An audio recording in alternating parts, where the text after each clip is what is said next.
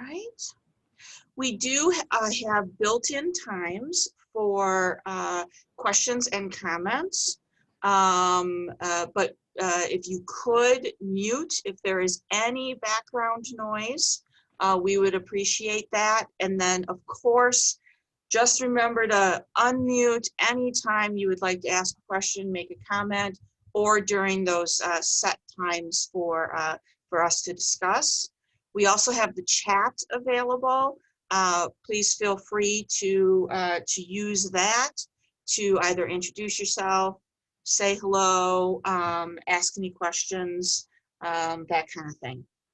So I am going to pull up the presentation and we'll get started as I formally introduce myself, even though I was chatting with many of you at the beginning.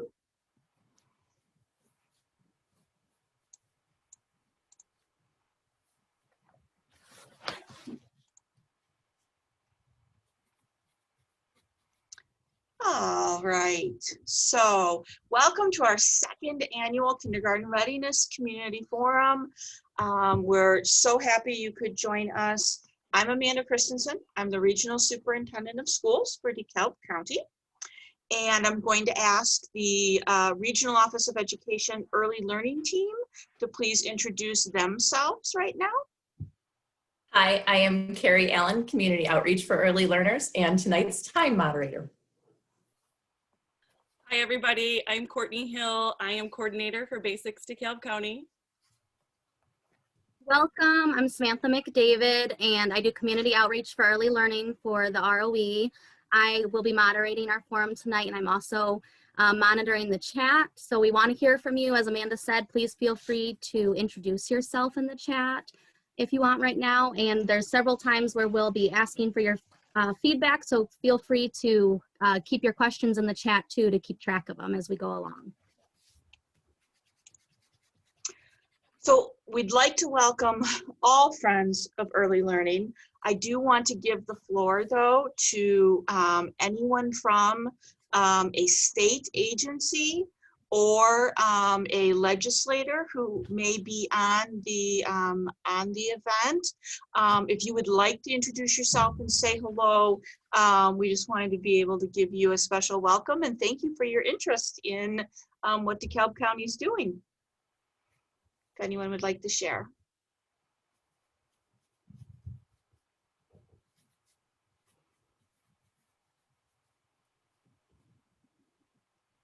Hi, good evening. I was trying to introduce myself in the chat at the same time you were extending the invitation. So thank you and good evening.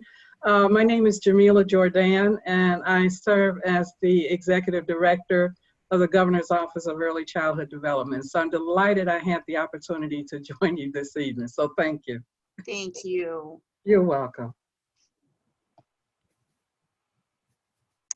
And hi, this is Iris Hildreth, also with the Governor's Office of Early Childhood Development, Family Engagement Manager. Happy to be here. Thank you for joining us. Anybody else from a state position or a legislator on the line? I know we had some RSVPs. All right, we will move ahead. Also, welcome to all educators at whatever age you are teaching those young minds. We appreciate you. Thank you for coming together. A logistical point, any educator on the event, if you would like to receive either ISB issued professional development credits or Gateways credit, please chat your full name to Samantha McDavid. You can choose a private and chat it to her. Full name and either your IEIN or your Gateways ID so that we can provide appropriate credit to you. We'd also like to welcome any members of the Kindergarten Readiness Collaborative. If you would like to say your name and say hello. I didn't warn you I was going to do that, so I apologize for the surprise. But anyone from KRC, go ahead.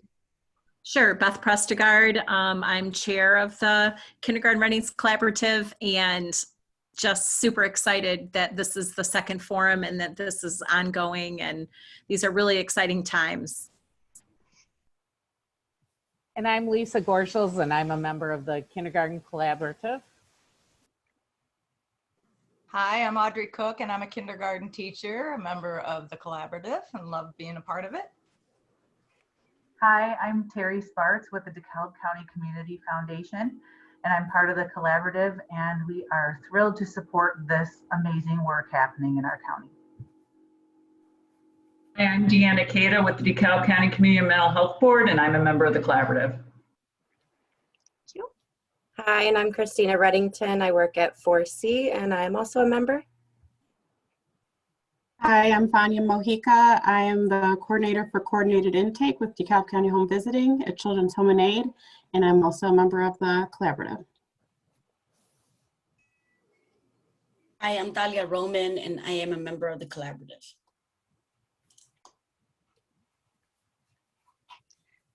And now we'd like to just extend a welcome to every single committed individual here on this event. Families, organizational leaders, and any community members. Thank you so much for joining. We embrace you all. So our purpose for tonight, first of all, I just want to kind of back up a little bit. Last year was the first year we did a kindergarten readiness forum. And what we did at that event was representatives from the Illinois State Board of Education and McCormick Foundation were here to talk about what is the kids tool and why should kindergarten readiness matter. So that was how we kicked off last year. And one of the things we really wanted to do with this year's was make sure we highlight the importance of play. That when we say kindergarten ready, we do not mean sit in a chair and stare at a teacher, right? We mean play, and we've got great speakers tonight to address that. I will be sharing some data that really gives a state of kindergarten readiness for the county. We will not be looking at specific schools tonight, but we will look at some county-wide data. And then we also wanted to just be able to generate opportunities for partnerships, networking. How are we in this together as our village, taking care of our children? To give a little bit of context, because you've heard people talking about the collaborative, and they are all members of the steering committee. Our Kindergarten Readiness Collaborative has this as our mission, and I'm just going to highlight a few of the words here. We care very much about equity, building a system that works, none of those silos, right? Let's take a look at a system that works for kids. How can we collaborate? And then there needs to be those outcomes, right? So what is the impact for optimal development of children? That is our mission, and you can see our vision. I should have said at the beginning, I think, that this entire presentation is, I believe it was sent to you as a link, so you have access to it. There's a couple slides I'm not really going to read from, and we're just going to skim by, so you can go back then and digest. And this is actually one of those slides. These are our core values. What do we believe as a collaborative? And then our collectively designed definition of kindergarten readiness. And I underlined in there, developmentally appropriate. Again, going back to what does it really mean to be ready when we talk about that. This gives you just a visual of the structure of the Kindergarten Readiness Steering Committee. Each one of those circles is a partner work group, and is also aligned to our strategic plan. So if you look at this, it's pretty overwhelming, right? But we mean to build a comprehensive system that helps to catch every child wherever they are and builds a network of support for them. Also notice that we do not operate in a bubble. We have community always surrounding and permeating. And I just want to say there is always room at the table for another individual or organization who wants to get actively involved in the work.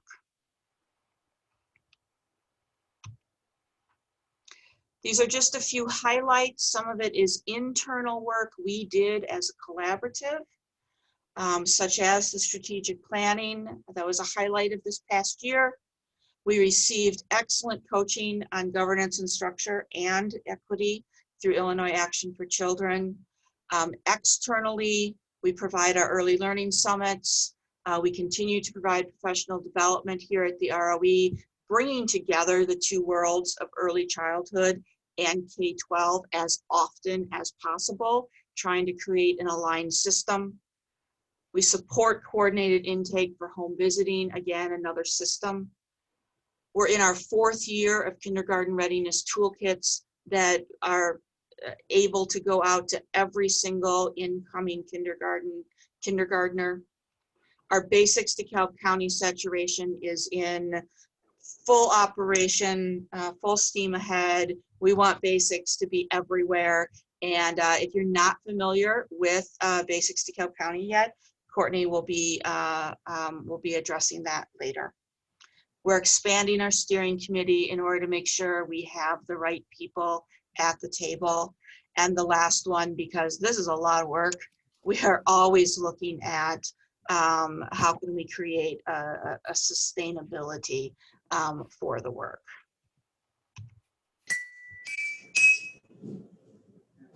And with that, I will turn it over to Samantha McDavid, who is going to introduce our featured speakers.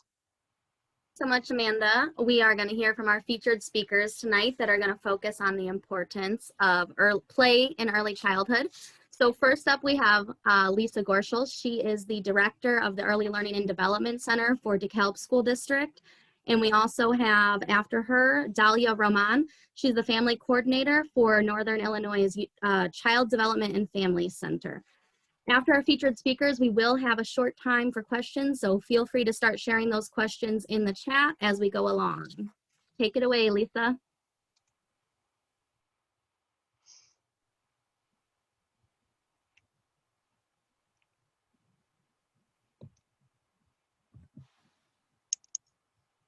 You're muted right now.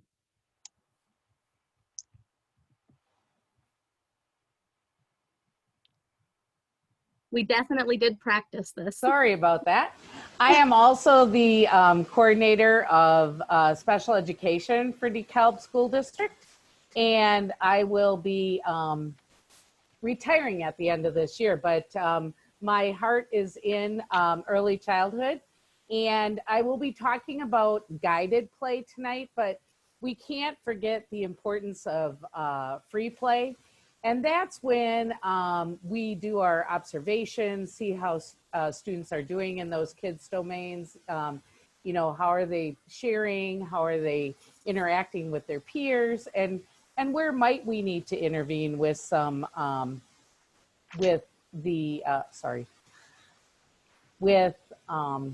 some guided play. So students learn through play. This is actually live shots from our center. So we have a community garden. We have the playground. That was at the beginning of the year when we were in person. And then we also go to the high school, to the FFA petting zoo. It's not really a zoo, it's a lot of agriculture. And before that, in the fall, we start out with our beginning study is all about who's in your community. And we get to usually take a field trip to Butler's Farm, which is out in Malta. And we didn't get to go this year, but they are very gracious, and I'm sure we'll get to go when it's safe again. So with that, I just have a little vignette here. I'm not going to read it all, but the gist of this is that we pre-teach certain concepts in a play manner. So we're talking all about what's on the farm. We're getting the kids excited. We're reading books. We have things around the classroom that are all about the farm. And we have those vocabulary words posted, and we're talking about it. And we have those open-ended questions. Where does the chicken sleep? What were we talking about? They'll come up with coop, a chicken coop. And then we have that discussion with them. So again, guided play, the teachers are involved, our instructional assistants are involved, and they're talking about those animals. I'll be the pig, Mohammed says. Okay, and then Mohammed says, okay, then I'll be the chicken. Where are you gonna sleep? I'm gonna go sleep in the coop.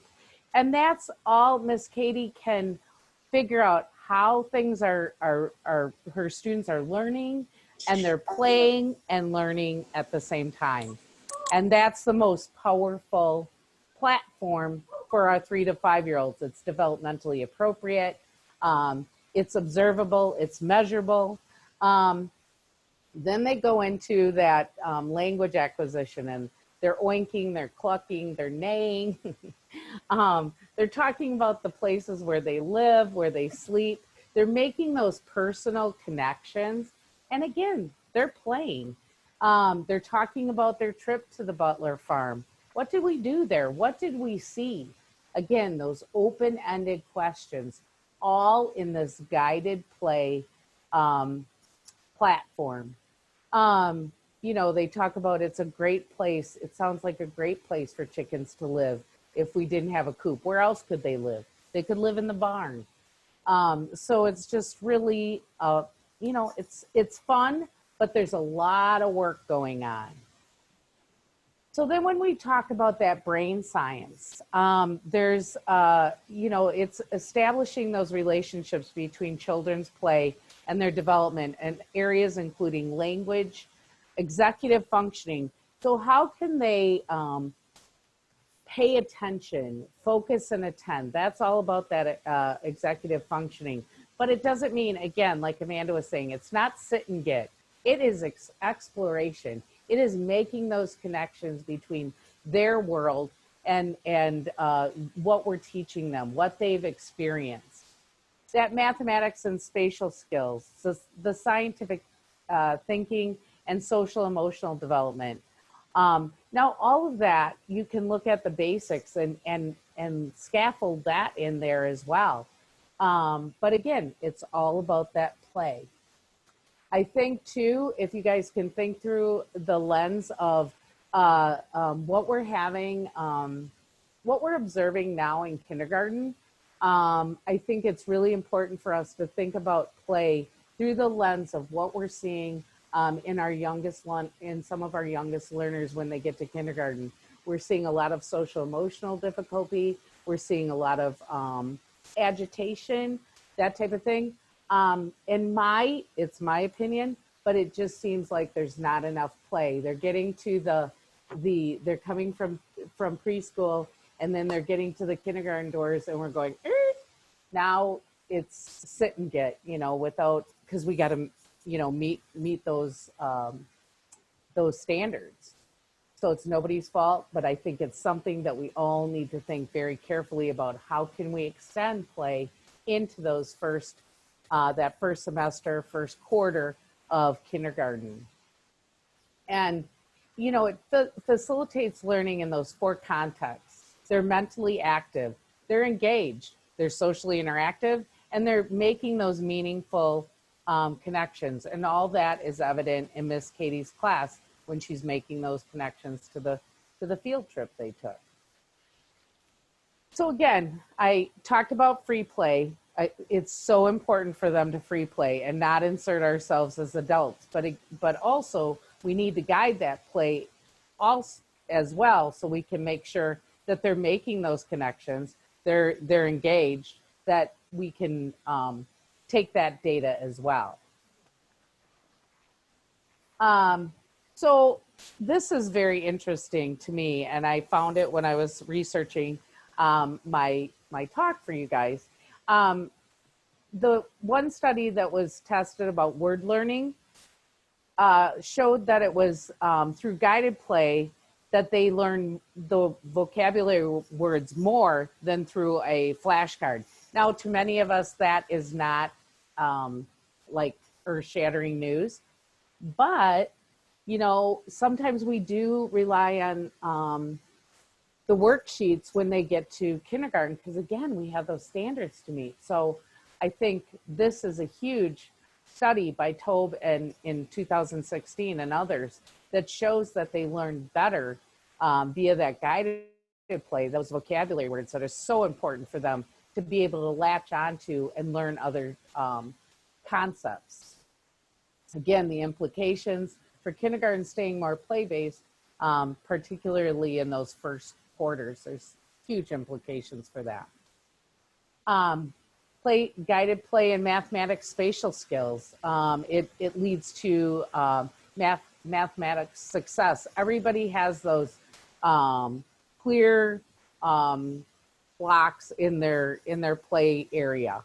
I mean, it's amazing to see what kids are building there. And then when you enter into that play scheme with them, what are you building? That's even more exciting to hear what they're building.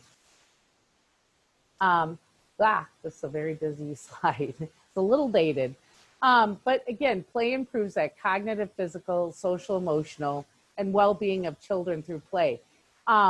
We just all need to really make sure that we're focusing on that play-based, developmentally appropriate schemes and approaches, because it makes learning, it makes those connections, and it's all so important.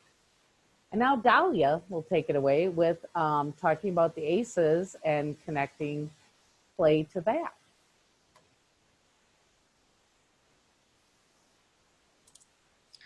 So I tricked you a little bit because I decided to switch it up just a tiny bit because I think that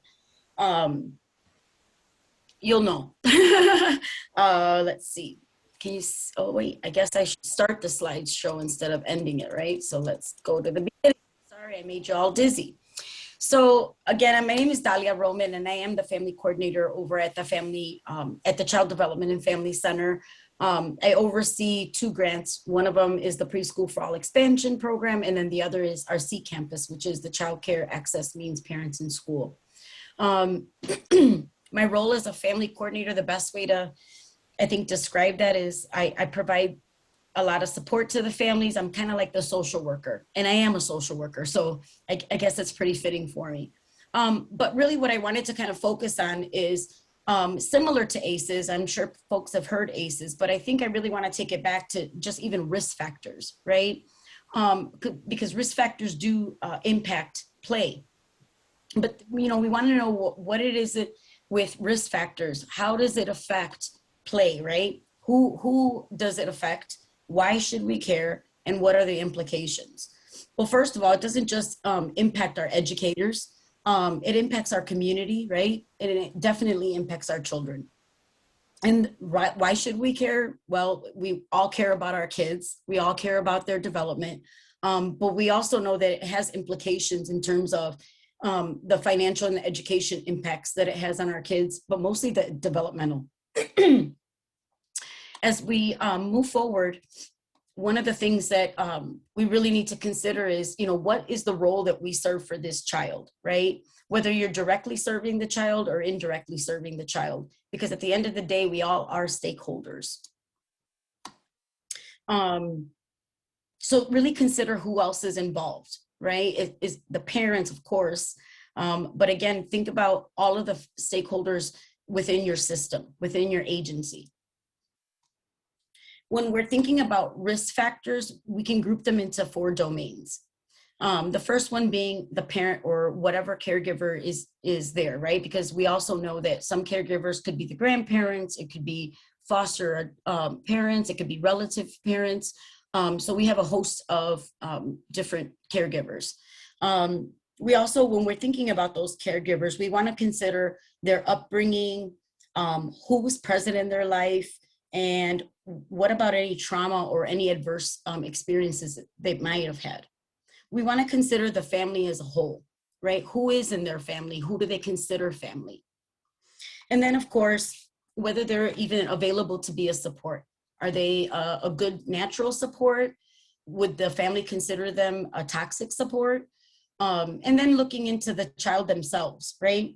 And so when we're looking at the child, we're thinking about any special needs, thinking about not just special needs in terms of development or behavioral. I want you to also consider their temperament, right? Because why are they dysregulated? Why are they having a hard time with those emotions? Oops. Oh, I'm going too fast. Sorry about that. I don't know what happened there. And then the last one is the environment, right? Because environment does impact us. So we have to think about the household, right? We have to think about the neighborhood and then the community as a whole.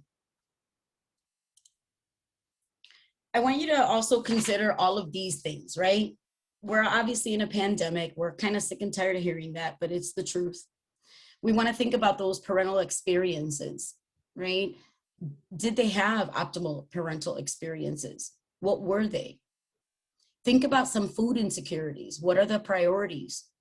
Think about some of the fears that some of the families are experiencing or the kids.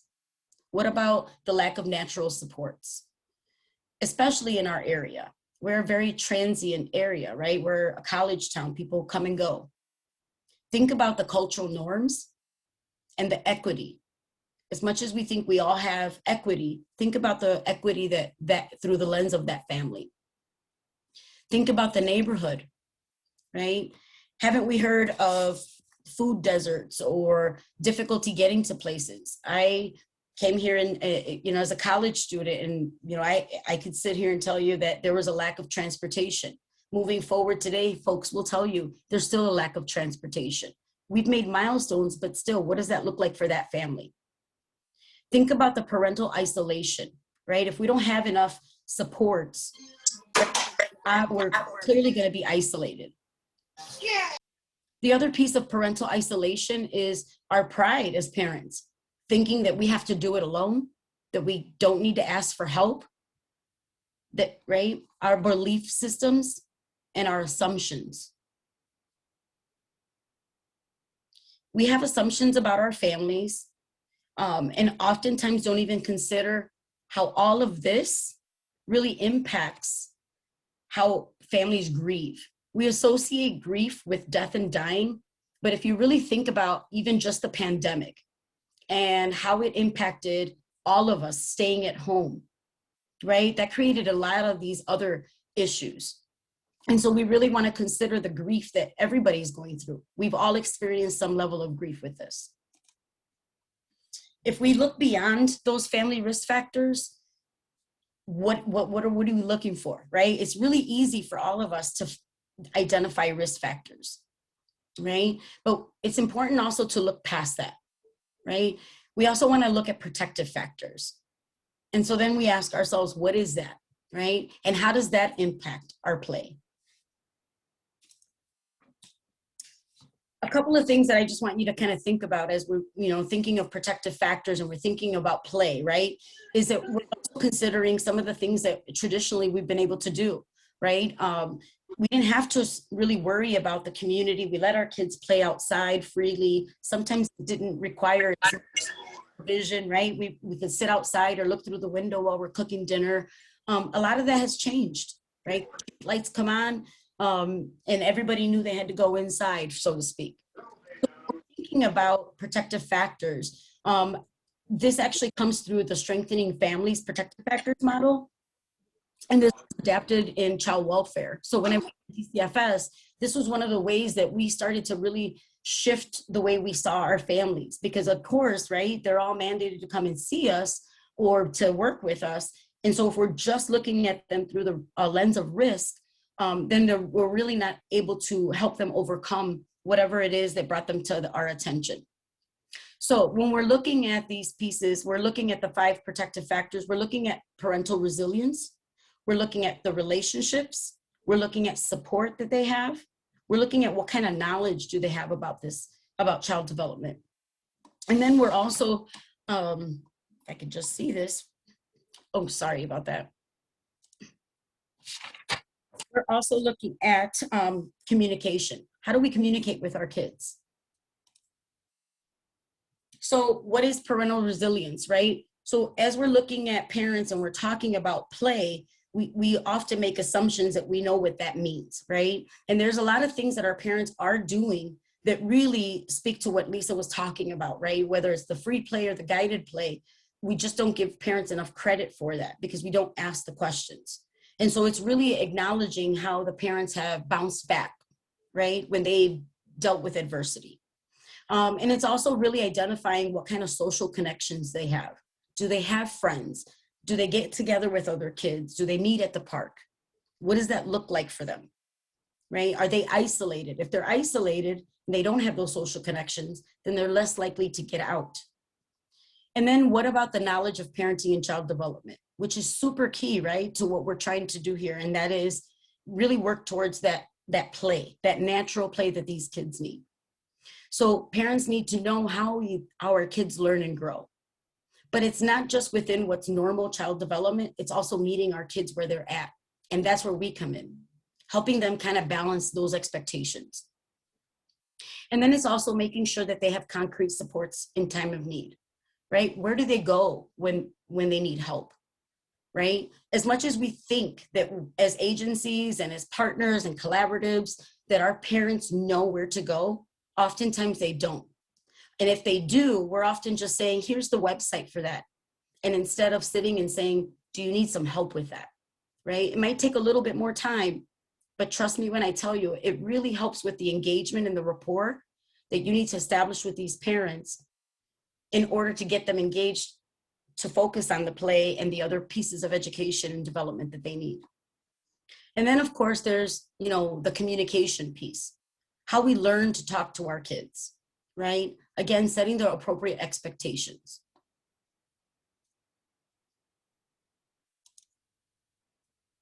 So none of this is rocket science. You guys have been doing it, but it's really a good reminder of why or how we can successfully engage our families, right?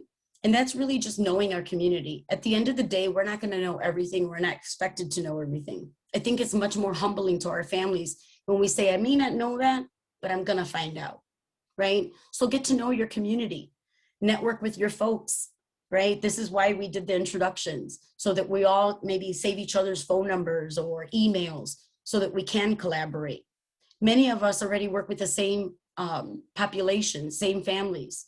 So when we're going to make that connection, we have to be very intentional, right? So if I know I'm serving a specific family, I'm going to pick up the phone and I'm going to call Courtney and I'm going to let her know I'm sending a family your way. They're here with me. And I just wanted to make sure that they made that connection. Because otherwise, if I make that referral, Courtney might say, well, they just never followed through, right? But we have to be intentional. And then it's also knowing what the caregiver's roles and expectations are. We meet the kids where they're at. We have to meet our parents where they're at, right? What are their values? What have their experiences been? And how can we work with that? And then of course, just being trauma informed. We have to make an assumption that at some point, somebody has experienced some level of trauma, right? Or vicarious trauma. And that vicarious trauma is just simplified by saying, I care so much about what's going on that it impacted me in such a way that I'm feeling those feelings. I may not have experienced that experience, but I'm feeling it, right? And then it's that validation. I think validation is one of the most powerful things, right? It doesn't mean that we agree and it doesn't mean that we disagree. What it means is I see you. I see the feelings that you have. I understand, or I'm trying to understand what you're telling me, right? And so again, validating that parent, validating that child is gonna, again, work towards that engagement in order to connect with them and really meet the needs of these children. And then of course, we wanna sandwich it, right? I think that's the best way. At the end of the day, we always have to give feedback to our families. And sometimes it's not always great. And we get a lot of anxiety from that. But I think we forget that we have to pull on those strengths, right? Because our kiddo might have had a bad moment and it might have seemed like they had a bad day. But if we really reflect on the day, did they recover from that? Did they start good, right? Let them know that you still have some really positive regard for them and their family. Address the concern and then end with something good. I tell you what, at the end of the day, they are going to take away the feedback. But many times what I'm hearing from caregivers or from teachers is, I really don't want to say anything that's bad because I don't know what that's going to look like when they go home. If you sandwich it and you join in with the family and you really become a partner, you're more likely to actually uplift that family than you are to make them walk away and feel negative about themselves. And that's it. That's all I got. Thank you so much, Lisa and Dahlia, for sharing those presentations with us and for being our featured speakers. If anyone has any questions, feel free to unmute yourself as Amanda gets the rest of our presentation back up, or there are a couple comments and a question in the chat. Does anyone want to unmute and ask a question?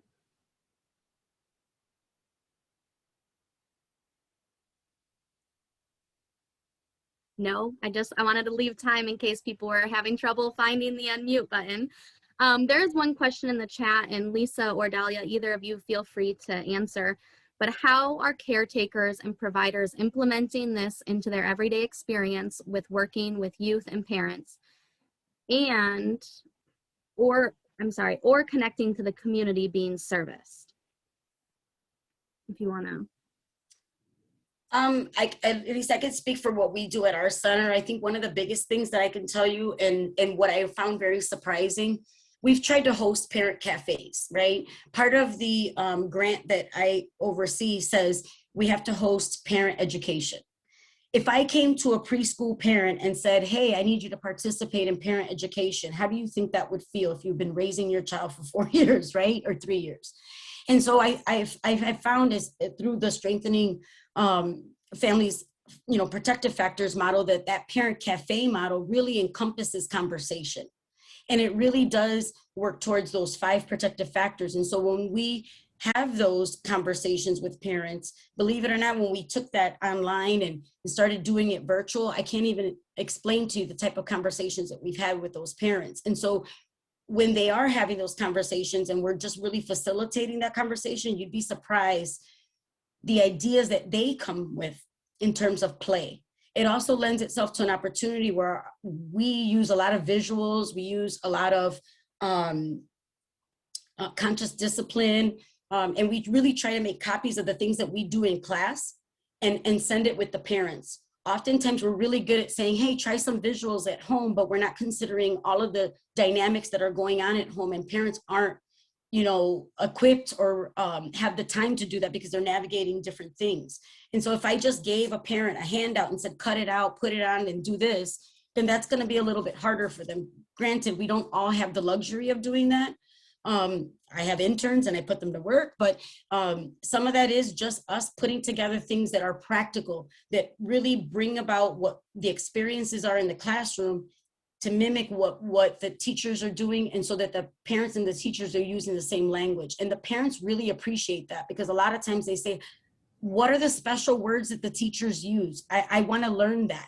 And so it's really neat when you're leaving the center and the parents will say, sounds like you had a red choice, but you had a lot of good green choices. And so they're starting to give the kids more affirmation. There's a lot of parents that are afraid to go outside. It's cold, my kid gets sick. A lot of that is cultural, right? And so it's also having a conversation with the parent and saying, do you feel comfortable coming in maybe a half an hour later? And then working with them slowly to integrate the child to go back outside, because at the end of the day, guess what? You're gonna go to kindergarten, and if they go outside, you have to go outside. And so we work with those parents. So again, it's meeting the parents where they're at and meeting the child where they're at. And that's what worked for us. I just want to say one thing. We do a lot of culturally responsive training for our staff and looking at all those risk factors and not alienating parents without knowing that we're even doing that. So really that culturally responsive training is very, very important. And then we invite them into our play-based arena, and a lot of times they're like, oh my gosh, I am doing that, or they're like, wow, thank you for showing me that. So it goes both ways. So really that making that connection with parents, being culturally responsive, and then modeling or having them model for us what works with their child. Thank you again so much, Dahlia and Lisa. I don't see any more questions in the chat, so we are going to keep moving. Next, Amanda Christensen is going to come back and inform us about the state of kindergarten readiness in DeKalb County. Feel free to leave questions or comments in the chat.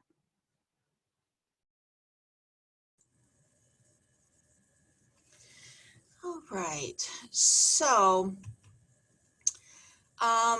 first I want to give you a little bit of just landscape of what DeKalb County looks like. So for those of you that are very zoomed out, coming to us from the, a state level, and for those of us here who are very zoomed in and pay most attention to your own community, our perspective as a county-wide kindergarten readiness collaborative is we have to consider all of the idiosyncrasies and what the culture is like in each one of our communities.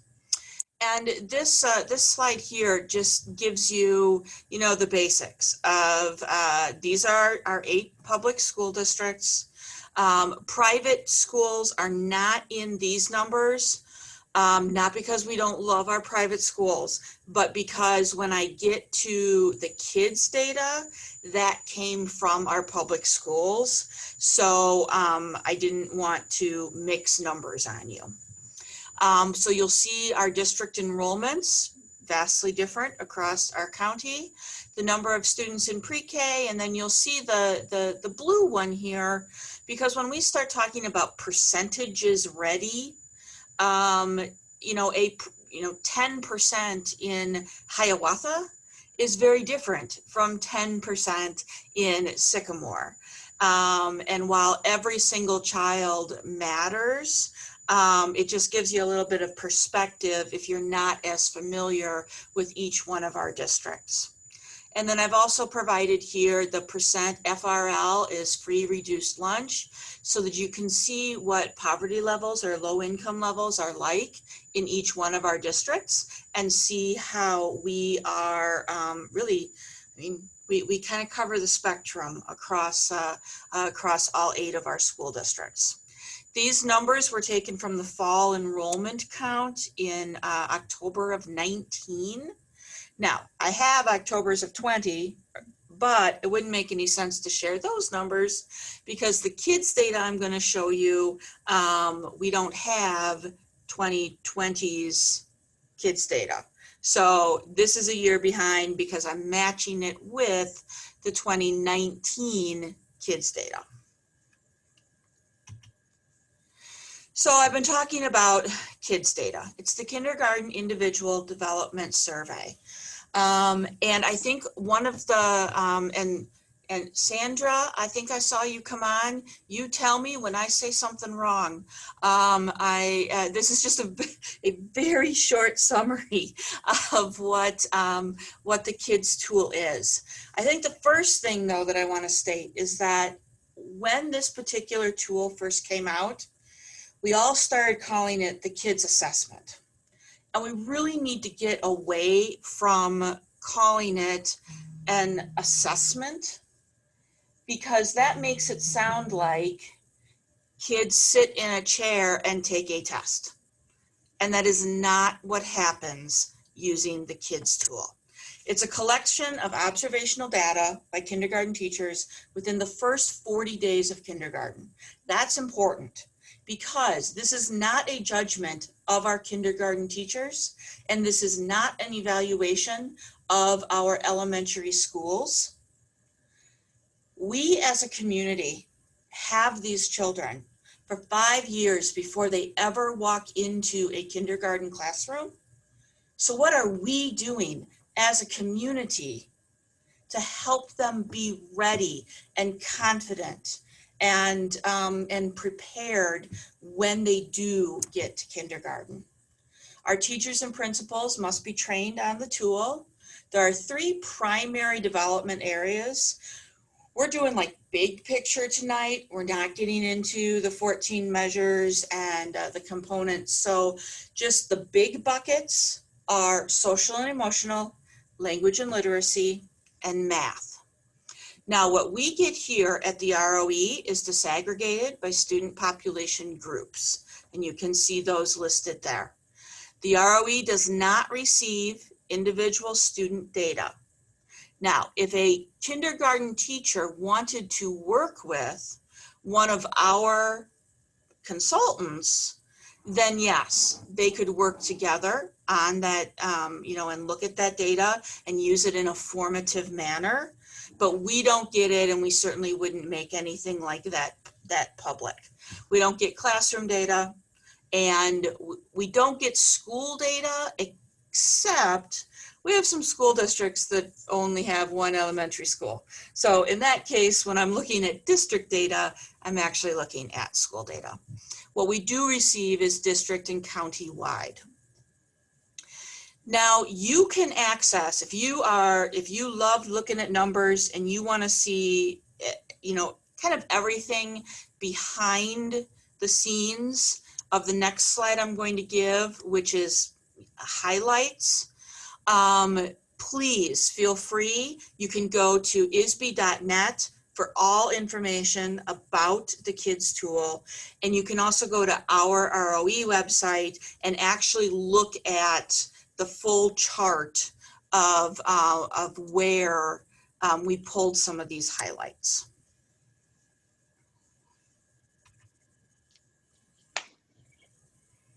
Oh, come on, advance.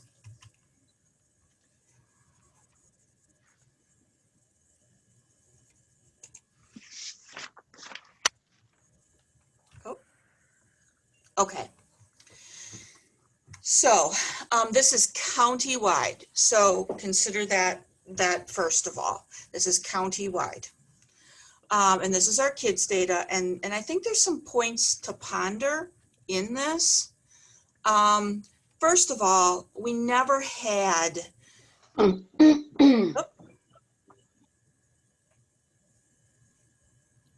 we never had data before the kids tool until like 3rd grade. And by 3rd grade, you could already be looking at what you typically hear in the news as achievement gaps. And you hear about achievement gaps when they're in high school, right? And it's all grounded around what are they achieving? What's the gap there? But we take a different approach. We look at it as readiness gaps, or we refer to it as opportunity gaps for our little ones. So one of the things to, I guess, celebrate is that from 2017 to 2019, even though it's only 3 years and it's not supposed to be considered a statistical trend yet, I will admit that, we have to pay attention to the data, right? So the percent ready in all 3 developmental areas increased from 25% to 26% to 35%. So we are on the right path. But I also want us to think about, are we as a community okay with only 35% of our kids being ready in all 3 of these developmental areas? So what does success look like for us as a community? Of all 3 developmental areas, math is consistently the lowest percentage ready. Now, of the 3 areas, one of them has to be the lowest, right? But when I say consistently, it really is across districts, and it is year by year, math is showing up as the lowest percentage ready. The percent ready of kindergartners who are Black, Hispanic, multiracial, and white all increased in these 3 years. and the percent ready of kindergartners who are identified with an IEP, individualized education plan, and students with free reduced lunch, those readiness percentages increased also. Okay, but let's take a look at some places where things did not increase. All right, so the percent ready of kindergartners who are identified as English learners decreased from 18 to 19, and the readiness gap between Black and white kindergartners and Hispanic and white kindergartners widened. So even though we had growth and greater percentages of readiness, the gap actually widened between those groups. In 2019, a readiness gap existed between English learners, where only 5% were deemed ready in all 3 developmental areas, and then the non-English learners deemed 37% ready. This was persistent in all 3 years, and then it widened in 2019. So we have to think about, so what's going on here? What are some things that we need to ponder? A readiness gap has persisted between students with IEPs and those without, and the readiness gap has persisted between students with free reduced lunch and those without free reduced lunch. Now, we as a community, we take the approach that the kids tool allows us as a community to grade ourselves on what we are doing for our youngest learners. And while what I've just given you here, some of these things, these trends do follow state averages, I'm going to challenge us that we have the choice to be better than that. So I gave you a lot here, and some of it is heavy, and I think that we need to be reflective. And so I'm going to give you the opportunity now to either unmute and please voice concerns, questions. What are you reflecting upon right now? Or you can put it in the chat if you are more comfortable with that format. I have a question. Yes. So I feel like at least at my school, we struggle with trying to find the right balance between play-based, which is what we want them to be doing, and also we don't want to send them unprepared to kindergarten. We feel like we don't want them to be overwhelmed when they get there if they're not prepared, you know, with like the academics part of it. So I guess just does the data tell us anything about how that balance, you know, what that balance should look like what the numbers are telling us between the things that we need to work on more, or, you know what I mean? Right. Are you familiar with the tool enough to know what a K teacher is taking data on? Yeah, I mean, as a school, we've talked to a lot of kindergarten teachers in the district just to get a better idea of like, what are you seeing when they come in? What, you know, are things that we should be working on more or hitting harder? But I think we're just struggling overall because we feel like we want them to just play and be kids, you know what I mean? But then we don't want to send them so underprepared that they'll feel overwhelmed and it's a struggle when they get to kindergarten. So I guess just, do we have stats or like, are there resources for that would show us what a good balance looks like? Right. So because that is not my direct practice, I'm going to defer to others who that is what you do day in and day out. We know that play-based learning is the way to go. So if there is someone else on the event who would like to address that or throw some brainstorm ideas out there, I would take them. I would like to make a comment on that. As you guys have already discussed, research clearly shows that play-based is the way to go. And I applaud I think it was Lisa, yes, who was talking about that it would be really great if kindergarten classrooms could be a continuation of preschool and be more play-based, because that truly is the way children learn.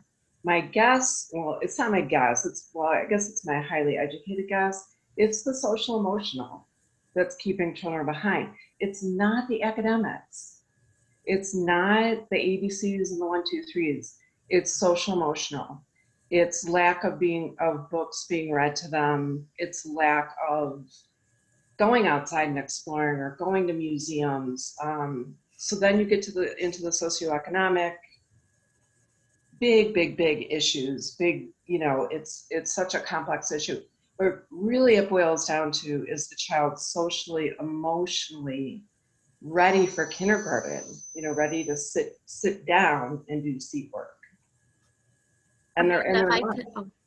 Sorry, Chris, I didn't mean to cut you off. I was just going to say, through the ROE and the Kindergarten Readiness Collaborative, we do have several joint professional development and networking events that happen each year, and that by far, anecdotally, that is what K teachers say is social emotional is where students, that seems to be the biggest gap for them. That's where they notice the most need, is social emotional learning. There was another question in the chat. One was already answered about the kindergarten readiness kits that the DeKalb County Community Foundation puts out through a grant if they come in Spanish. Lisa did answer they are available in Spanish. DeKalb gets some in Spanish each year, or I think this is the second year. There's another question though, Amanda, about the data. What was the % decrease for English learners? If you could review that. Sure, from 18 to 19. Oh, let's see.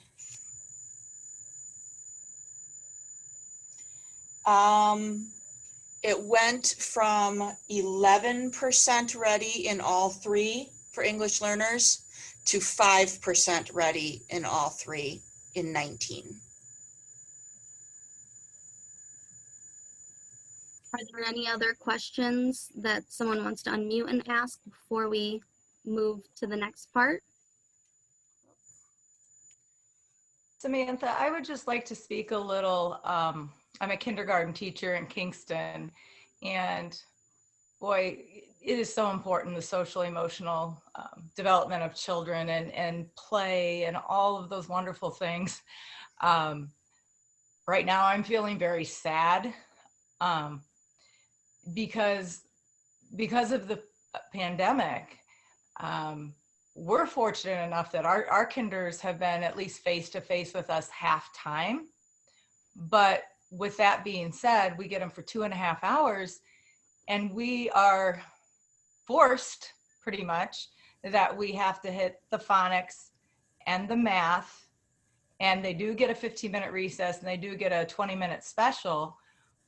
But it's so incredibly sad because there's that time for play that is so crucial is just very, very difficult to find because they're not there, long enough. And so, yes, we're face to face, but yet they're not getting that time to play that we know is so crucial, which we do get when they're full day. We can make that happen quite a bit more, and they get more recess time. So 2 things, I'm really worried about our kindergartners and first graders, because some of those kindergartners didn't get the whole year. And now all of the kindergartners that haven't even been in school yet, and some of the schools are just getting back, so what are the stats going to look like there? But the really hard part is, and we talk about this a lot, is the administrators need to understand the importance of play, which I think they do. They hear it, but they also have things coming from above where they have to meet all these guidelines, and it's all about that. So it's really, we're torn, or we're not torn. We know what we believe in, but we also know what we have to do, and we don't have much time to do it.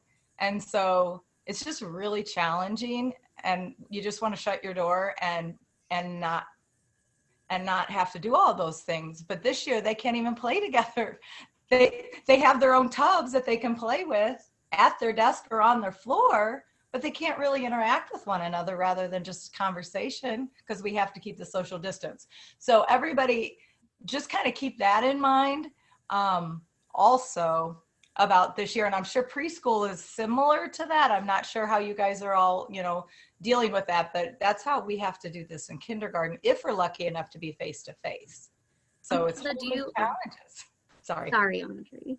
Amanda, do you want to briefly address what she said about this year's just kindergarten, our kids, I mean? Sure. So we do have to expect that this year is the asterisk year. Kids, the kids' observational data, rather than it being required within the first 40 days, our kindergarten teachers have all year to submit it. So the mandate is still there, but because of what we have been living, they do have all year to do it, which, we have to judge, okay, so is that really readiness or not? And, but maybe a kid who has been doing hybrid and half days in January is where he or she would have been in October. I don't think we know, and it's certainly going to throw any type of trend data, crazy this year. Everyone's trying the best they can. And so what I'm wondering, because what I heard from a couple of the comments, it sounds like we still need to do some work on networking and aligning our early childhood educators with our K and 1 and 2 teachers, right? Because really early learning is supposed to be birth to grade 3. So we need to do more work on that, more opportunities when everyone doesn't feel so overwhelmed. We need to get that rolling again. And the other thing that I'm hearing too is it sounds like it would be valuable if we offered more opportunities to learn how does play-based learning still get us to the standards that are needed. Like, how can we do this in a more developmentally appropriate way? And I'm certainly not the person to tell anyone how to do that, but I'm one of the people who can help get you the right person. So those are a couple of things I'm thinking in terms of actions for our office in order to support you. Noted. I wrote it down. Okay, thanks.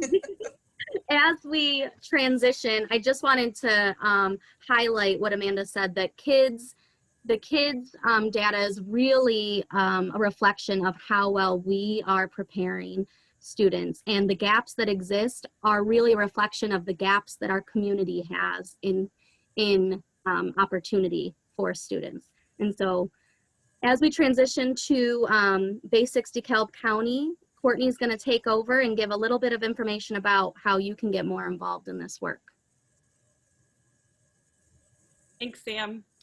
Hi, everybody. I am Courtney Hill, coordinator of Basics DeKalb County. So happy to be here. Happy to see a lot of familiar faces and some new faces. That's pretty exciting. Amanda, could you advance my slide, please? So we're talking about kindergarten readiness, right? And as Amanda said, the community has these children for 5 years before they ever walk into a kindergarten room. So when we talk about kindergarten readiness and how we can get to kindergarten readiness, we need to back it up a bit and focus on these, these early years of a child's life. And I'd like to show this visual because, research shows that these opportunity gaps actually emerge pretty early, typically like by 2 years old. So you can see here, I'm pointing and you can't see this, I apologize. So you can see at age 2, there's already a gap, and it's around 6 months in this visual here. So certain kiddos are already 6 months behind their peers. What happens when that's left unchecked with no, extra help or interventions, that gap actually widens. So you can see it's almost doubled by age 5, so kindergarten. And then even more unfortunately, by the time of graduation, around age 17, that gap is actually about 3 to 4 years worth of learning that we're seeing between student groups. And this visual, opportunity gaps, achievement gaps, they don't stop being important at graduation, right? It's not like, okay, we're done, don't have to worry about, achievement gaps. Achievement gaps actually linger and have these long-term consequences throughout children's lives. Early opportunity gaps are connected to college preparedness or readiness to enter the workforce. As I think someone actually mentioned on here, there's economic impacts of children not being ready and having these opportunity gaps and these achievement gaps. In fact, and I'm sure everybody on this call knows, it's so many studies show that the return on investment for early childhood education is so great. It's somewhere between like $4 and $9 you get back per $1 invested. Next slide, please. And the reason for that is because so much growth is happening during these first years.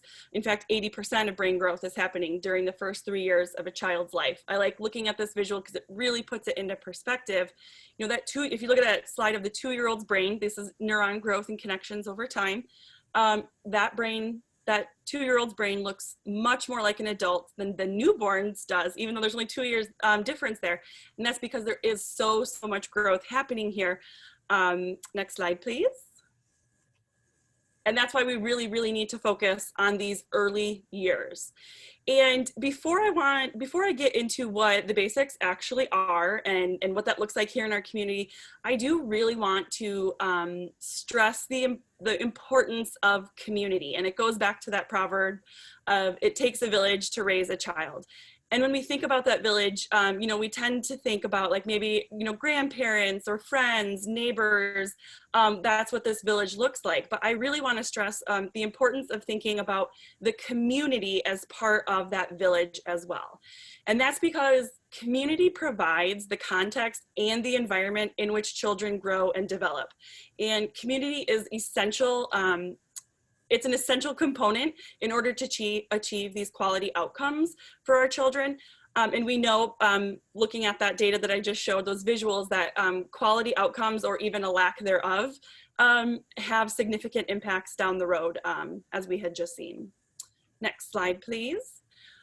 So what we do here at Basics DeKalb County is we take the approach of socio-ecological saturation by engaging the entire community. I love showing this because it really it gives a good visual of how people live in social ecologies, and they're made up of the people and the settings and the norms that shape our knowledge, our beliefs, our behaviors, and our attitudes. So what we aim to do here at Basics DeKalb County is really to saturate the social ecology around each family, and again, engaging that whole community so that everybody knows the basics and every parent and caregiver either is receiving support for using the basics or encouragement to use the basics. So every single one of these sectors you can see in the wheel can be a type of setting or organization that can play a part in being the community, being the village for our families to share the basics. And I love this approach because it really gives the opportunity for organizations or for sectors or people who might not typically think that they can play a part in kindergarten readiness or, supporting parents as the child's first and most important teacher. And basics really does lend itself to, again, engage the whole entire community. Next slide, please. So I'm not going to spend a whole bunch of time talking about what the basics are because I was given the shortest amount of time for this presentation, so I need to be quick. But I love talking about the basics. I live, breathe, sleep the basics. I say it's my 5th child. So I do want to spend a little bit of time. The basics are 5 fun, simple, and powerful ways, it's okay, you can go forward, to give every child a great start in life. The basics are evidence-based. We didn't just pull these things out of thin air. It comes out of the Achievement Gap Initiative at Harvard University. They align to K readiness measures here in Illinois. My favorite part is that the basics are free. It costs no money to do the basics. You don't need fancy tools. You don't need high technology, a lot of technology to do the basics. It's really about that relational and interactional experiences that children have. And anybody can do the basics. You do not need to have a PhD in early childhood education. You don't even have to have kids. Do you interact with kids? Do you interact with people who have kids? Then you can be a part of this too. You can do the basics. And the 5 basics are maximize love and manage stress, talk, sing, and point, count, group, and compare, explore through movement and play, and then read and discuss stories. Next slide, please. I want to show again, as Amanda said, we're full steam, coming up on 2 years of like full implementation and saturation of the basics. So we have really gathered some awesome community partnerships along the way. And again, I love showing our logos. I love showing our partners. It's so wonderful to have the community behind this initiative and really show that they do value parents and young children, and really giving, our kiddos the foundation of learning that will set them up for success in school and in life. This is exhaustive, but you can also look on our website if you want to see more about our partners. We also have our funders up there too, which we're always incredibly grateful for to continue this work. I do love showing this because again, it represents multiple sectors, right? So maybe typically organizations that wouldn't picture themselves being part of early learning or helping families. We have social service agencies, food insecurity agencies, libraries, early learning centers, foundations. We have some governmental agencies on there. So I really just like showing that no matter who you are, what organization you represent, you can have a part in this with us. Next slide, please. It looks different wherever you're at within an organization or within a sector, and that's the beauty of the basics, is that we can strategize to help you or your organization to share the basics. I love showing our basics wall at the DeKalb County Health Department. They really took the basics and ran with it, and we're so happy and proud of that. We have some bus shelter ads so that parents, while they're waiting for the bus, can do the basics right then and there. Our libraries have been such a great support and have signage, handout information. We're really, really excited now that indoor dining has resumed. Although it's limited, it's still, it's happening. We're actually rolling out some basics aligned coloring placemats. So again, I love showing that, restaurants might not typically think that this is for them. Oh, that's not us, but it is. And we're just so happy that we have restaurants within DeKalb County that, want to work with us. We have some laundromat signs too. So again, parents can do the basics with tasks they're already doing, right? But they're going to align it to the basics. And it looks like it's just, they're having fun, and they are, but there's also, some skills that are being developed. And again, just that relational interaction between parent and caregiver and the child. Next slide, which, oh yes. So one of the main tenets of Basics DeKalb County and how we operate is that we want to reduce as many barriers as we can. We want to reduce the barriers of parents receiving this information, and we also want to reduce the barriers for organizations to partner with us. So everything we do is in English and Spanish. Everything we do, we don't charge for anything. Parents will never have to pay a single dollar for to learn the basics, to do the basics, to receive any of our information, and organizations don't have to pay either. We have a wonderful texting program that we just kicked off in March. Organizations can get folks signed up for that. We provide magnets, bookmarks, rack cards, our coloring placemats. I personally can do staff trainings with your staff on how to implement the basics in the work they're already doing. And then we can also offer, strategizing on how we're going to implement this throughout your organization. We also have a wonderful community outreach team that shares the basics. We get some direct engagement with parents in the community, which we love. So again, we just are really, really trying to reduce any barrier so that really, we strongly believe that every child from every background can benefit from the basics. And that's it for me. I hope I made it in my time. I'm going to hand it back to Samantha McDavid, who is going to lead everybody here with a call to action. Thank you, Courtney. And I think this is the best part of the night because it's where we get to see how we all have a part. You can go ahead and advance. So, call to action. We should all realize by now that it definitely takes a village to support and prepare our youngest learners. And you may be wondering, how can I do my part? As an individual, there are many things each of us can do. So this is just a few of the things that we have picked out that you can do. You can learn and do the 5 basics with all of the children that you interact with, whether they're 0 to 3 or older. You can like and share our DeKalb County ROE and Basics DeKalb County Facebook pages. We push out a ton of information for parents and community members on those pages. You can visit our websites and learn more. You can become a Basics ambassador. They meet quarterly and they're basically the champions. We have some volunteer opportunities, especially with our new toddler gardens that are coming up. We are starting a brand new family council to get some parent and caregiver voice. We know that how important that is for building an equitable system is to have parents involved in all parts of the work. And so we are looking for parents that are interested in joining that family council that represent our county. And you can donate. We have Friends of DeKalb ROE on here. We accept donations of money, books, diapers, anything that you can think of for young children. You can also donate to DeKalb County Community Foundation. They support a lot of the work that the Kindergarten Readiness Collaborative does. Next slide. Additionally, there's so many ways that the community can positively impact early learning. And as an organization, you can participate in professional learning that helps align early education and K-12 education. Like I said, we do offer several opportunities throughout the year, and it sounds like we maybe need to beef that up a little bit from some of the feedback tonight, and we're ready to do that.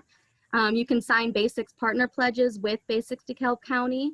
You can lobby and advocate for increased capacity in early care and education. We know that that is an area for growth in DeKalb County, especially for 0 to 2-year-olds. You can identify and allocate funding to support the collaborative work within your organization. We're always looking for more people at the table. So if there's something, if you go back and look at that hub and there's an area that you really feel like your organization fits, join us and figure out a way to contribute to the work. Invite us to your community events. ROE staff especially is always willing to go to community events and share information with families, engage them around early learning. Learn and share the basics within your organization or sector, and become trauma responsive. We know as a county, as Dahlia mentioned, we have to be able to support families and meet them where they're at, and part of that is being culturally responsive and trauma responsive.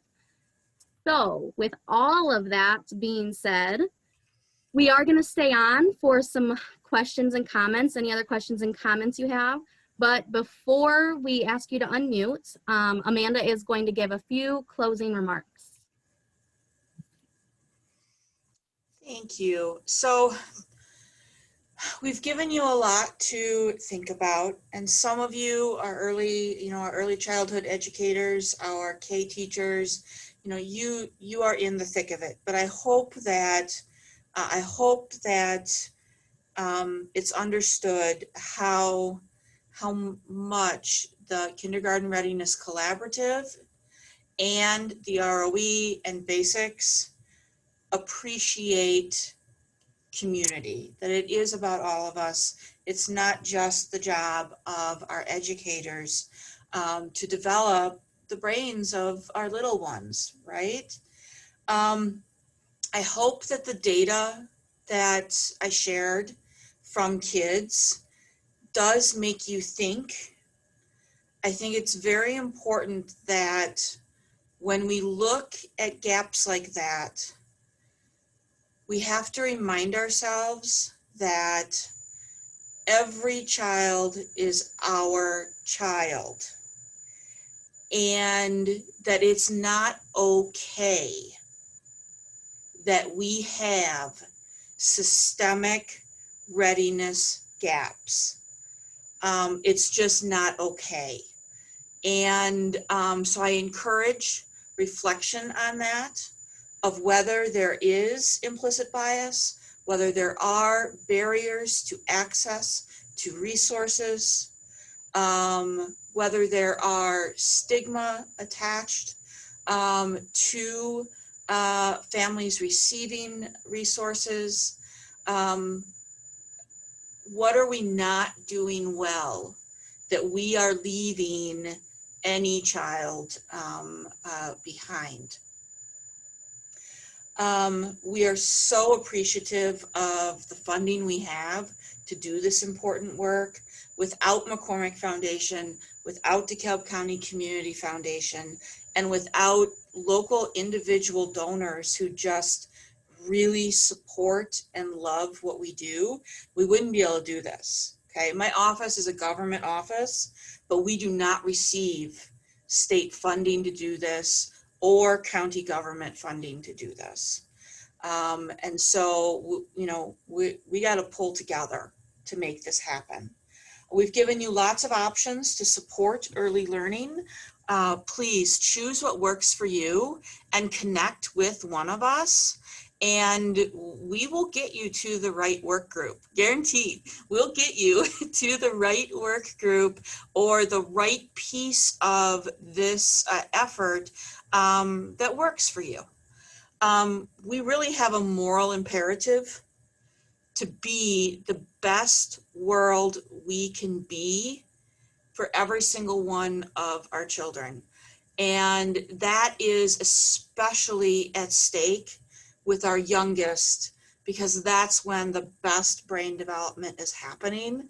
We have to take those years as the, you know, that's the platinum time, right? That's the optimal time for us to be pouring our efforts in. So with that, please unmute yourselves for questions, comments, or use the chat, whatever works for you. Thank you for hanging with us. We still have 59 people on the line. We hardly lost any. I can't believe it. Thank you so much. So I'll stop talking and open it up for discussion at this point.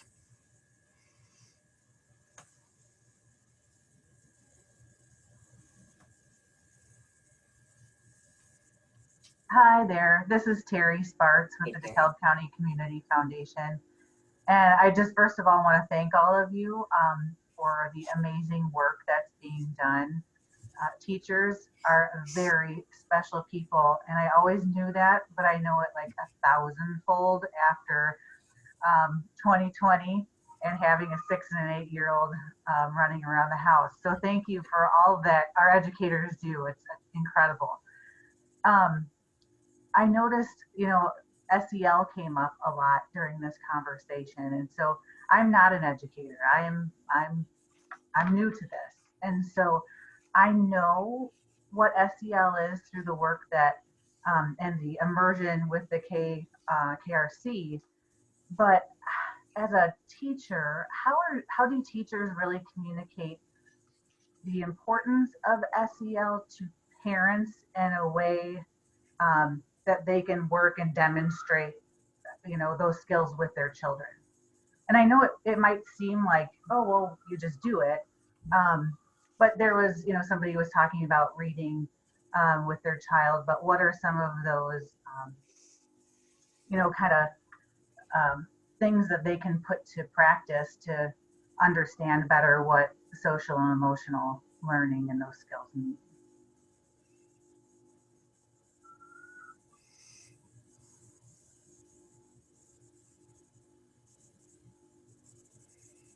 Because as a parent, I'll just say, as a parent, I to me it means you know, before I join this group, you can interact with others and play well on the playground and, you know, be appropriate. But as far as a teacher, when you're trying to relay what that means to somebody that's never heard it before, what does that look like? I'm just curious. Would an educator like to jump in and share some light on the subject? Maybe it's a bad question. That's okay too. It's a great question, Terry. Hi, I'm Sandra. Honestly, when you're communicating with parents, it's best to probably, put it in their language, but I love the wheel where it breaks it down into those social emotional components. That is probably like the easiest visual also for parents. I just also want to say with the social and emotional, when we think about everything that's happening right now with the pandemic and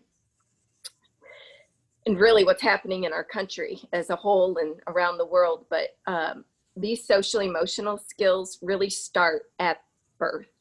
And it goes back to, and all of you educators have probably seen it firsthand, our parents are so quick to jump and help kids, or the easy way out, hand them devices and just let them, keep them quiet during dinner instead of interacting with them. And I think that we need that parent education piece to come back so that the parents understand that from birth, we need to really think about how we are. And somebody said it at the beginning, it might've been Samantha or somebody that said that we, when we're interacting with our kids, we really do, even personally as a parent, like being careful of how we do jump, because those reactions are quick. And I'm guilty of it with my own children, even as teenagers. It probably gets worse as teenagers, everybody. But just being real quick to jump and react instead of taking into account, why are they saying it that way? What is the purpose behind it? What's the tone behind it? And again, I think it just goes back to parent education. We don't know. It doesn't come with a manual when you have kids.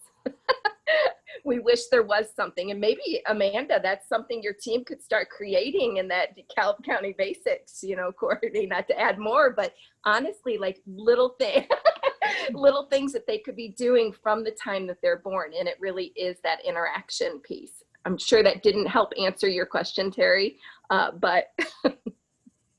No, it did. And I think the basics does, cover some of that too, but maybe that's where there's and I'm just spitballing here. But maybe that's where there's a disconnect is teachers and schools know how important those skills are, but as a parent, you maybe don't understand how that funnels up into the bigger picture of education and readiness. And so maybe there's an opportunity there to continue or work more with parents on that educational piece on how that fits into the bigger picture. Because as a parent, I didn't understand all of that. There's more answers in the chat too. Oh. Sorry, Courtney. I was just saying there's more answers in the chat too. Okay. If you want to check it out. People. Really quickly, just want to speak on that because maximize love and manage stress is social and emotional learning. Again, because it does align perfectly to kids and the readiness measures. And I will say that when you're talking about SEL and maximize love, manage stress, a lot of it is grounded in parent beliefs. I know as a parent, I was told, do not hold your baby too much. She will get spoiled. Let her cry. And that really is the foundation of all learning is through the context of relationships. And when you have a solid relationship with your child by maximizing love and managing stress, again, that's kind of like that foundation. So I do think a lot of it is just, those permeating beliefs from a while ago that it was like, put your baby, don't hold, like let that baby lay there. And we actually know that science says, no, hug your baby as much as you can, give as much affection to your baby as you can. So I do think it is really just trying to express that in a way that is connected to kindergarten readiness, in a way that it's not academic, but it's that foundation for social and emotional learning. I was going to just mention something, Terry, it's interesting to hear from a parent's perspective about the social emotional, and we just assume that parents know, how to always interact with your child or how to react to how they're dealing with situations. And we as parents weren't taught on self-regulation, and now self-regulation is such a new thing that is so helpful for children to learn how to experience their world and to be aware, I'm feeling sad right now. You know, I'm feeling angry right now. And they need to be able to say that and not to be afraid to say it. And then the next question is always, well, why? Why are you feeling that way? Or why did you do that? And I think so often we'll tell children, go to your room, or, you know, it's just that quick fix. I said it because I said so. Well, a lot of parents used to say that.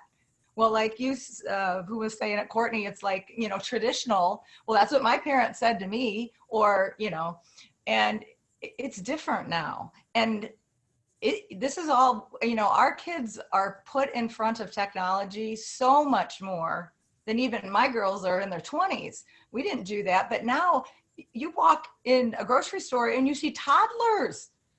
And I just want to say, why don't you talk about the carrots, the orange carrots and the green beans? And, you know, they don't know. All you have to do is have conversations with your children.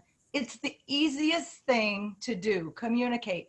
But people don't know how to do that anymore. So it's like we have to start re-educating and reminding parents and people of how to communicate with one another. And the pandemic has not helped.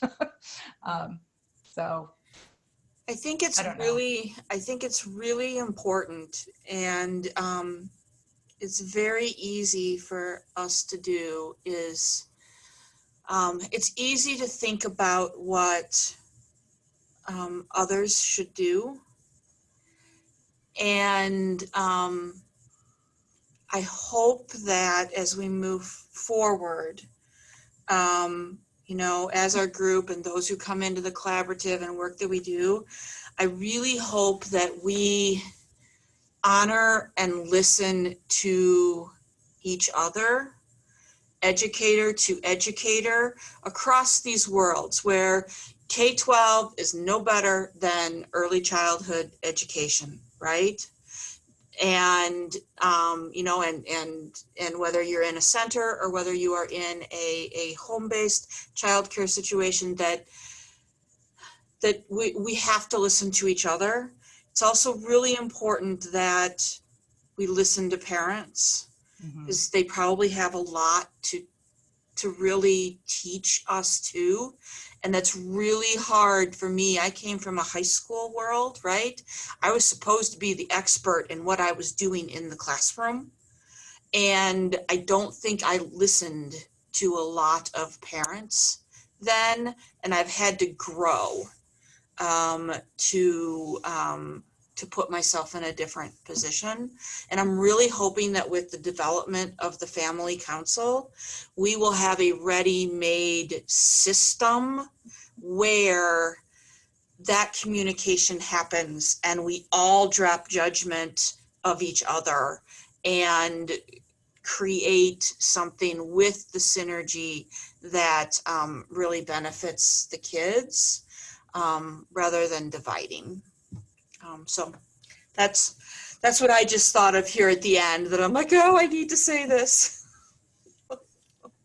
Well, and Amanda, I don't want you to think that I'm judging parents. I'm just, it's just, we need to ask that question to parents. You know, what's going on? Yes. Tell me what's going on with your child. What are you doing when this happens? I just had this conversation with one of my parents today, because I need to hear where she's coming from to support her in what she's able to do and where she's at with that child. Yep. You know, so that's really important. Yep, absolutely. And I didn't mean it that way. I just wanted to reframe it as we have a lot to learn from each other. That's all. Yeah. Audrey. Yeah. You know, as you were saying that, Amanda, it just reminds me of how important it is for that culturally responsive teaching that we are to do.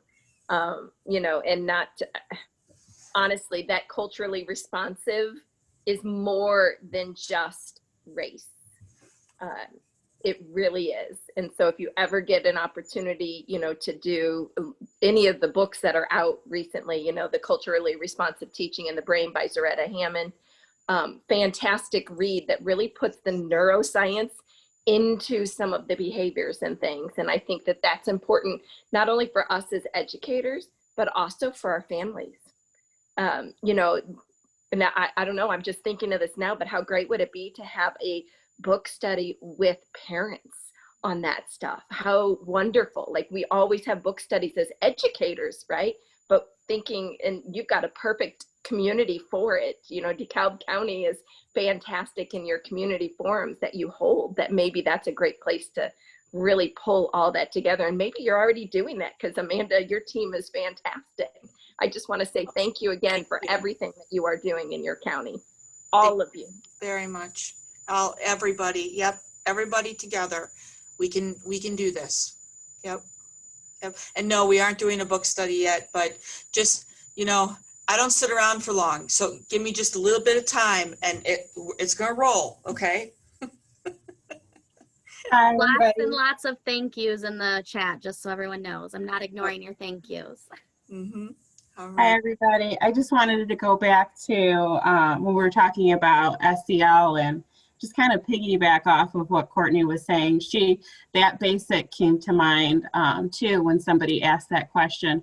The thing that I really do like about Maximize Love, Manage Stress is that I feel like not only does it address the emotional state of the child, but it also addresses the emotional state of the parent. And I think that that's really a key piece in a child's emotional health, is what is their parent's emotional health like? A lot of times the parents that we work with, they are also emotionally dysregulated. They're not in a position to help their child self-regulate and to learn those skills and practice those tools. So I think that's really an important piece. Earlier, I can't recall who it was, but I know an educator, I think an early childhood educator, was asking a question about balancing just kind of like the academic piece and play. I've talked to many parents who are transitioning between and I think that they similarly have that question. You know, what should my child be doing? Should I be making them sit down to do this? So those toolkits, I feel like, are really important for families to get their hands on, because it really does address that, what is important for your child to be doing in this piece right leading up to kindergarten. But I do really feel strongly that the academic piece can and is addressed within play. So I think whatever we can do to keep sharing that information with parents, recognizing it for ourselves, identifying it in our community is just really important. Thank you, Fania. Okay. Anyone else care to share thoughts before we wrap up and say goodnight? I just hope everyone saw Cornelia put in the chat box the video. Mm-hmm. So make sure you check that out and share that also with your administrators. Again, like you were saying, that we just need to rethink when we hear that word play. It's not what people think. It's not a free-for-all. And so that video does help explain, and you do hear words straight from our state superintendent, Dr. Ayala, of how important it is in kindergarten. Okay. Anything else?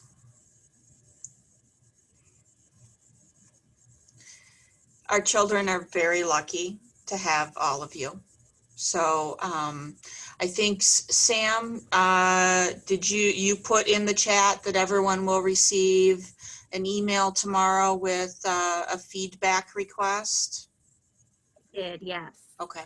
All right. So please do that. Thank you and take care, everybody.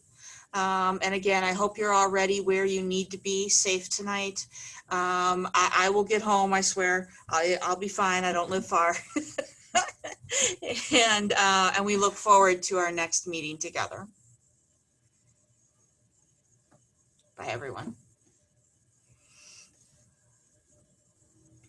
Amanda, I thought you lived at the ROE. Sometimes. Sometimes I may tonight. Drive safely. Thank you, everyone. This was Thanks. great. Did you save the chat, Sam? I did not save the whole chat. I copy and pasted all of the information I needed. Okay. But if you want to save the whole thing, I'm not sure how to do that actually. You know Okay. something that I don't. All right. No, I'll just do a full copy. That's all. And really, Amanda, Samantha, Courtney, like, you are amazing. Like what you have done here in this county.